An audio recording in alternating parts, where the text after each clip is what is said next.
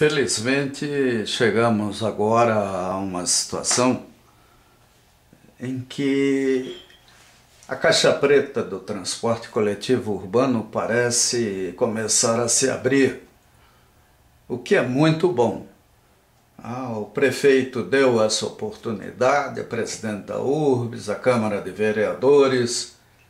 Então nós temos que discutir com profundidade, participar das análises do que é o transporte coletivo urbano de Curitiba e o que pode ser. Então, o problema do transporte coletivo em si é uma coleção de situações, vamos dizer assim, que muitas vezes são mal avaliadas, porque nós chegamos a um ponto de risco, de limites de utilização de tecnologias, onde uma série de coisas tem que ser ponderadas. Nós estamos tendo aqui em Curitiba uma espécie de boate kiss sobre rodas. Esses ônibus gigantescos andando na mão e contramão dentro das canaletas, podendo chegar a 60 por hora. Isso é criminoso, é um absurdo. E nós temos que lembrar que agora o volume de ônibus é grande, então isso gera um efeito hipnótico, um estresse para os motoristas. Ontem, conversando com o presidente Sindimoc, Anderson, ele falou sobre os 15% dos profissionais do sistema que estão em tratamento psicológico. Quem que não fica doido, né? É uma loucura o que está acontecendo. E o pior é que tende a se agravar, porque hoje as canaletas, a gente vê gente com skate, bicicleta, o volume de pedestres cresceu muito, os cruzamentos estão se tornando violentos. Então, nós temos que agir antes que um grande acidente aconteça.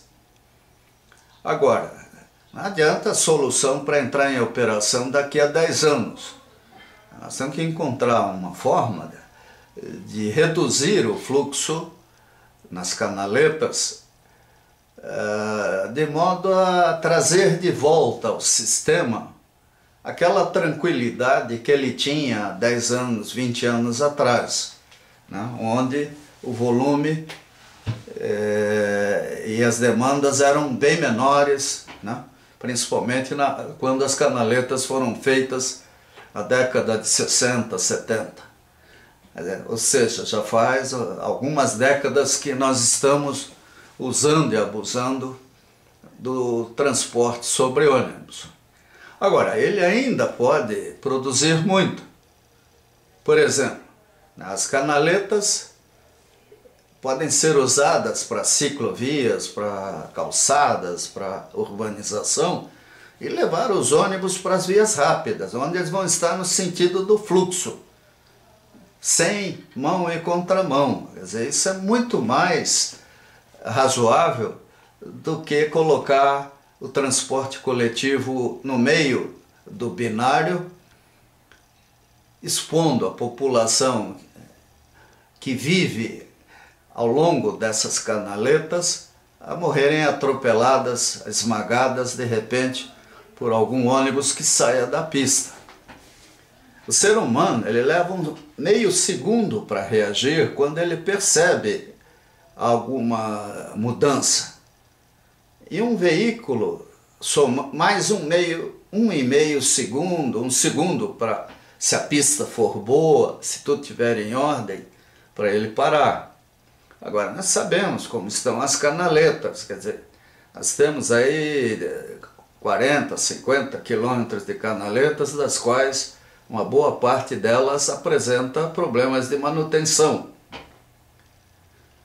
E não há manutenção que chegue, por causa do peso dos veículos, do tamanho, da força de arrasto que os pneus impõem a pavimentação, principalmente se for asfáltica.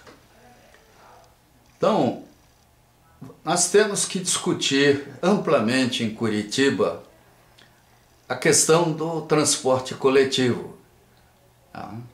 Para, pelo menos, não podermos alegar para frente ignorância. O debate sobre a região metropolitana, por exemplo, está aí. Por que nós não fazemos a integração dos ônibus da região metropolitana nos terminais extremos de Curitiba? Aí a gente evitaria que esses ônibus entrassem em Curitiba, agravando o trânsito. E cada cidade, aí a Comec teria como avaliar com mais rigor o custo de cada empresa, de cada cidade, de cada deslocamento. E num acordo entre as prefeituras, a Comec, o governo do estado, ver se compensa a tarifa única, se ela pode até ser ruim para as cidades da região metropolitana, à medida que induzem as populações dessas vilas e cidades a virem a Curitiba para fazer coisas que poderiam fazer nas suas cidades, nos seus bairros. Então, transporte coletivo, tecnologia, qual a forma, que sistema complementar implementa, usar aqui, isso tudo tem que ser discutido. Eu passei 10 dias em Cuiabá, por exemplo, e fiquei apaixonado pela inteligência de quem planejou as mudanças pelas quais a cidade está passando.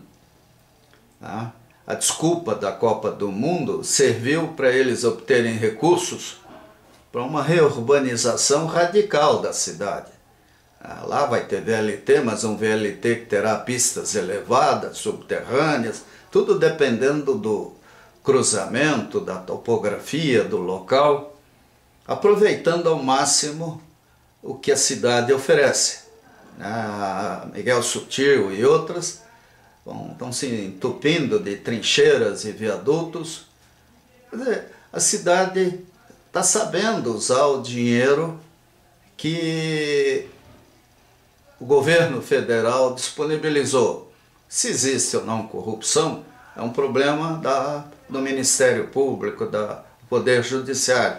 Agora, para um engenheiro, para um visitante, para uma pessoa que gosta do assunto e que já teve responsabilidades em planejamento de transporte coletivo e até no trânsito de Curitiba e Blumenau, eu posso dizer que o que eu vi lá é apaixonante.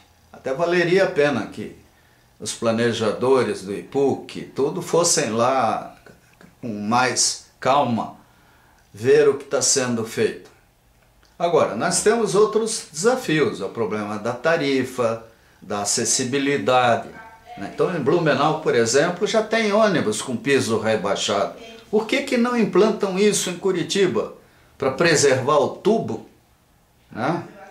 O tubo é até uma violência, você é obrigado a subir, entra naquele troço apertado, o cobrador não tem banheiro, não tem nada, fica exposto ao tempo. Quando o próprio ônibus, tendo o piso rebaixado, não teria necessidade de um artifício como o que foi feito ali.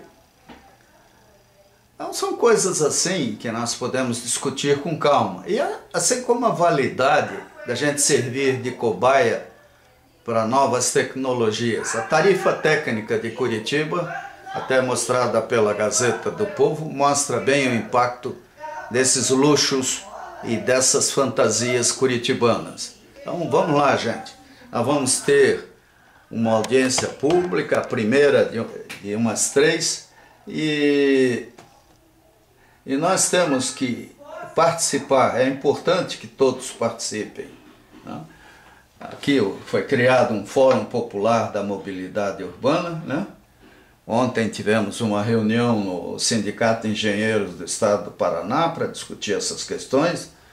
E a esperança é que esses 3 eventos programados sejam valorizados pelo menos pelas pessoas que acreditam em entender um pouco do assunto, pelos presidentes de associações de bairro, pelos clubes de serviço, maçonaria e outras organizações dessa espécie.